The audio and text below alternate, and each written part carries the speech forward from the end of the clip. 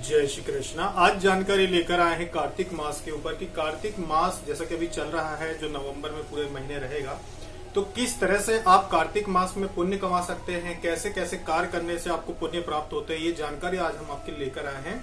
कि कार्तिक मास जो होता है, इसमें स्नान करने का, इसमें दीप दान करने का बहुत महत्व होता है। और दान पुण्य जो भी आप भगवान विष्णु, भगवान श्री हरि के नाम से करते हैं, उसका आपको अक्षय पुण्य प्राप्त होता है।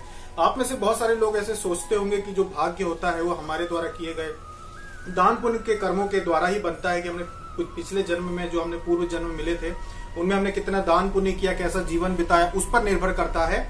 तो ध्यान रखना कि जो कार्तिक मास में थोड़ा बहुत भी दान करता है, खास करके अन्न दान, अगर आपके पास में कोई भी ऐसा क्षेत्र हो जो नदी के किनारे हो, कोई घाट हो जहाँ पे आप स्नान करने जा सके, और अगर आप सूर्योदय के पहले वहां स्नान करते हैं, उसके बाद वहीं पे आप पूजन करके, और अगर आप भगवान विष्णु के निमित्त वहां पे दान करते हैं, अन्न दान, घर से आप अपने साथ चावल या गेहूं लेकर जा सकते हैं, आटा लेके जा सकते हैं, और वहां पे जो भी आपको वहां पे परिक्रमा पे जो लोग निकलते हैं, परिक्रमावासी, या वहां पे जो भी भिक्षुक आपको मिलते हैं, उनको अगर आप दान करते हैं तो उसका अक्षय पुण्य प्राप्त होता है आपको।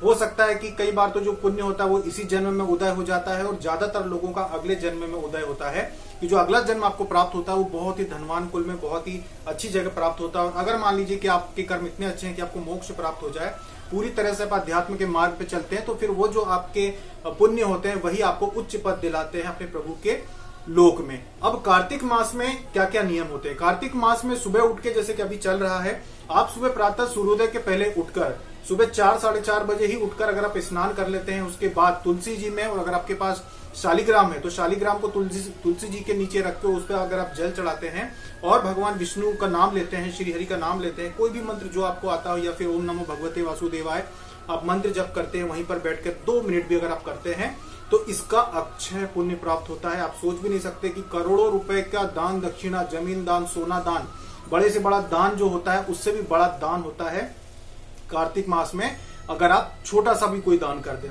अगर आपने अनाज, अन्न दान किया है तो वो करोड़ों लाखों रुपए से भी ज्यादा महत्व रखता है। अगर आपने ब्रह्म मुहूर्त में उठ के तुलसी जी को पूजन किया है, शालिग्राम का पूजन किया, तो उसका जो पुण्य होता है वो करोड़ों रुपए के दान से भी अधिक पुण्य होता है। तो इतना ज्यादा पुण्य आपका एकत्रित होता है। और ये कार्य जो हम आपको बता रहे हैं ये निशुल्क होता है, इसमें आपको किसी प्रकार का ऐसा तो है नहीं कि कोई बहुत खर्चा करना हो। बहुत सारे लोगों के परिवार में ऐसा माहौल होता है कि अगर कोई एक व्यक्ति कुछ करना चाहता है तो दूसरे लोग उसमें परेशानी उत्पन्न कर देते हैं।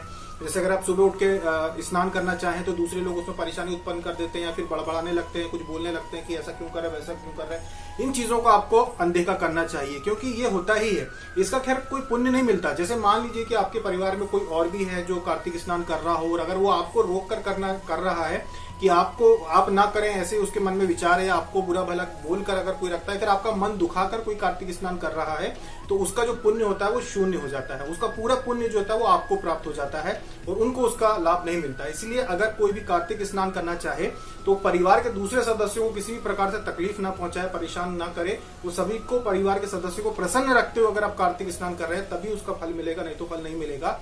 इसलिए अगर आपके परिवार में कोई और भी रखना चाहे तो उनको रखने दें, किसी प्रकार की कोई भी ऐसी शब्द ना कहें जो किसी को तकलीफ पहुंचाए। तो कार्तिक में सुबह उठ के ब्रह्म मुहूर्त में सूर्योदय के पहले स्नान करें, पहला काम। दूसरा काम, तुलसी जी हो तो उनमें जल चढ़ाएं, उनका पूजन करें, उनके नीचे घी का दीपक जलाएं।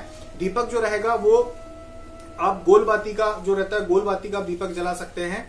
और अब भगवान श्री हरि का नाम लेंगे। अगर आपके पास शालिग्राम है, जो शालिग्राम बहुत सारे साधकों ने लिया है, तो वो इसका पूजन जो है कर सकते हैं। आपने अधिक मास में भी किया होगा, आप कार्तिक मास में भी कर सकते हैं। तुलसी जी के नीचे आप शालिग्राम को रखकर और उनका पूजन कर सकते हैं। तो अगर ये पूजन आप करते हैं तो उसका बहुत पुण्य होता है। इसके बाद दिन में आप अपने मन में भगवान श्री हरि, भगवान श्री विष्णु का नाम लेते रहें। भगवान श्री कृष्ण का भी नाम ले सकते हैं, भगवान श्री पुरुषोत्तम का नाम ले सकते हैं, सब एक ही है। तो जो भी मंत्र या जप आपने पहले कभी किया हो वो कर सकते हैं। इनकी कथाएं पढ़ सकते हैं, श्रीमद् भगवत गीता पढ़ सकते हैं। आपके घर में कोई भी अगर भगवान श्री कृष्ण से संबंधित कोई भी किताब है, कोई भी ऐसा ग्रंथ है जो आप पढ़ना चाहे तो पढ़ सकते हैं। इसका आपको अक्षय लाभ मिलता है। साथ में अगर आपके नजदीक में कोई मंदिर है तो उस मंदिर में जाकर अगर आप वहां पे भी चाहें तो दिया जलाकर आ सकते हैं, इसको दीपदान करके आ सकते हैं, वहां पे दीपक जलाकर आ जाएं आप, वो भी काफी पुण्य देता है। अगर आपके समीप कोई नदी है तो वहां पर जाकर आप प्रातः या शाम को कभी भी दीपदान कर सकते हैं। दीपदान जो है भगवान श्री हरि विष्णु के नाम से करते हैं तो उसका अक्षय पुण्य प्राप्त होता है। फिर आपको जब अगला जन्म मिलेगा तो आपको ऐसी दरिद्रता नहीं देखनी पड़ती है, ऐसी समस्या नहीं देखनी पड़ती और एक अच्छे धनवान कुल में आपका जन्म होता है जब आप ये कर्म करते हैं। तो और ये कर्म क्यों करना चाहिए? क्योंकि इनसे पाप भी नष्ट होते हैं। जिन पापों के विषय में आपको पता ही नहीं है, आपके पुण्य अभी उदय हुए हैं, जो आप अध्यात्म के मार्ग पे इस जीवन में चलना शुरू हुआ है, लेकिन पहले का तो आपको पता नहीं है। तो पूर्व जन्मों के सभी पुण्य और पापों का जो लेखा जोखा है उसको अगर आप सही करना चाहते हैं और सभी पापों को आप नष्ट करना चाहते हैं तो कार्तिक मास में ये जो चल रहा है अभी नवंबर में, कार्तिक मास में आप प्रातः स्नान कीजिए, भगवान श्री हरि के नाम से दीपक जलाइए, तुलसी जी के पूजन कीजिए, ये सारी आप चीजें कर सकते हैं। साथ में आप अगर आप चाहें तो वस्त्र दान कर सकते हैं, अनाज दान कर, अन्न दान कर सकते हैं, भूमि दान कर सकते हैं, स्वर्ण दान कर सकते हैं, जो सोना दान करते हैं वो कर सकते हैं आप अपनी स्वेच्छा से अगर आप कर सकते हैं। पर सबसे बड़ा जो दान रहेगा कार्तिक मास में वो दीप दान रहता है और अन्न का दान रहता है। ये सबसे बड़ा, सोने के दान से भी बड़ा जो दान रहेगा वो दीप दान और अन्न का दान रहेगा। तो अन्न का दान अगर आप मंदिर में जाते हैं, वहां पे अगर कोई अन्न लेता है तो उनको दान कर सकते हैं, या फिर आप चिड़ियों को, जीव जंतुओं को भी अन्न चढ़ा सकते हैं अन्न दान के नाम पर, तो उसका भी आपको पुण्य प्राप्त होता है। जो भी व्यक्ति कार्तिक मास में प्रातःकाल उठता है, उस समय वो जागरण कर रहा होता है, भगवान श्री विष्णु की पूजा कर रहा होता है, उसके जो पितृ होते हैं जो अधोगति में हो वो भी सदगति को प्राप्त हो जाते हैं, उन्हें भी मोक्ष प्राप्त हो जाता है। जो भी कार्तिक मास में भगवत गीता का पाठ करता है उसके भी पितरों के सभी जो भी दोष हो सभी नष्ट हो जाते हैं और उनके जो पितृ होते हैं उनकी आगे की जो मार्ग होता है, अगर वो कहीं रुके हुए हैं, कहीं तकलीफ में है, तो वो उनका आगे का मार्ग खुल जाता है और उनकी मुक्ति हो जाती है। जिस भी अधोगति में जहां भी फंसे हुए रहते हैं वहां से वो मुक्त हो जाते हैं और आगे का उनका जो मार्ग होता है वो सुगम हो जाता है। इसलिए कार्तिक मास में स्नान करना चाहिए प्रातः काल। अगर आप जागरण भी उस समय आपका हो रहा है तो उसका आपको उतना ही पुण्य प्राप्त होगा। जैसे कोई है जो जिसको पता नहीं है कि कार्तिक मास में क्या करना है क्या नहीं करना है, लेकिन अगर वो ब्रह्म मुहूर्त में जागरण कर रहा है, वो उस समय जागा हुआ है, उसका भी उसको पुण्य प्राप्त होता है। अगर आप कार्तिक मास में ब्रह्म मुहूर्त में ही उठ गए हैं उसका भी आपको पुण्य प्राप्त होता है। कार्तिक मास में जो भी भगवान विष्णु को तुलसी के पत्ते चढ़ाता है, तुलसी पत्र चढ़ाता है, जो कार्तिक मास में जो तुलसी की माला धारण कर लेता है, जो तुलसी जी का अगर चंदन आप बनाते जाने कि तुलसी का जो पौधा होता है उसकी जो सूखी टहनियां अगर टूट गई उनको घिस के चंदन में मिला के जो धारण करता है, ये जो लोग होते हैं ये सभी मोक्ष को प्राप्त होते हैं। और देखिए ये जो बातें कही जाती हैं ये कोई मनुष्य ने नहीं की, ये स्वयं ब्रह्मा जी ने कही है। तो ऐसे बड़े बड़े जो महाशक्तियां होती हैं, जो महादेवता होते हैं, उनके द्वारा ये सारी बातें बताई जाती हैं कि क्या करने से आपको क्या लाभ मिलेगा। उसके बाद भी लोग अगर इसको नहीं करते हैं, नहीं अपनाते हैं, तो ऐसे ही लोग होते हैं जो तकलीफों को भोगते हैं। तो इस तरह से कार्तिक मास के स्नान का, कार्तिक मास में दान पुण्य करने का, कार्तिक मास में जागरण का ब्रह्म मुहूर्त में बहुत ही महत्व होता है। तो इसको आप लोग करें, जो भी कर सकते हो। अगर आप पूजन पाठ नहीं कर सकते तो सुबह स्नान करें।